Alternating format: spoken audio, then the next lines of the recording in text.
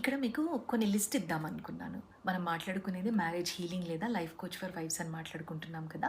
So, ఆ list ప్రకారంగా మీ ఫ్యామిలీలో ఏదైతే మిస్ అవుతుందో, మరొక వైఫ్‌గా మీరు నిర్వర్తించవలసిన బాధ్యతలేంటి అనేది ఒక రెడ్ ఫ్లాగ్ లాగా అనుకోండి. ఫస్ట్ పాయింట్, దేవుడు సృష్టించిన ఒక బ్యూటిఫుల్ బంధాలలో ఫస్ట్ వచ్చేదేంటి అనంటే wife and husband relationship.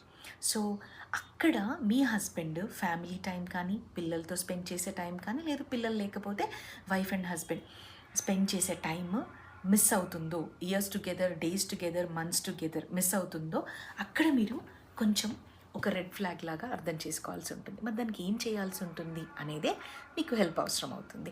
And in a very positive way ఆ కౌన్సిలింగ్స్ అనేవి జరుగుతూ ఉంటాయి. మళ్ళీ మీరు ఏదైతే కోరుకుంటున్నారో అలాంటి లైఫ్ చూసే రోజులు అనేవి మీకు వస్తాయి. దీనివల్ల ఏమవుతుంది అంటే మీ ఫైనాన్షియల్ గ్రోత్ ఉంటుంది, అండ్ ప్రొఫెషనల్ గ్రోత్ ఉంటుంది, ఫ్యామిలీ గ్రోత్ ఉంటుంది, సొసైటీలో మీ గ్రోత్ ఉంటుంది. ఇవన్నీ కూడా ఇంటర్ కనెక్టెడ్గా ఉంటాయి అన్నమాట. ఐ హోప్ మీకు అర్థమైంది అనుకుంటున్నాను. సో, ఒక వైఫ్గా మీరు నిర్వర్తించవలసిన బాధ్యతలు ఏంటి అని మీరు తెలుసుకోగలిగితే, బికాజ్ నాతో చాలామంది మాట్లాడుతూ ఉంటారు, డబ్బులున్నాయి, జాబ్ ఉంది, అన్నీ ఉన్నాయి, బట్ మిస్ అవుతున్నాం ఏదో అని చెప్పి.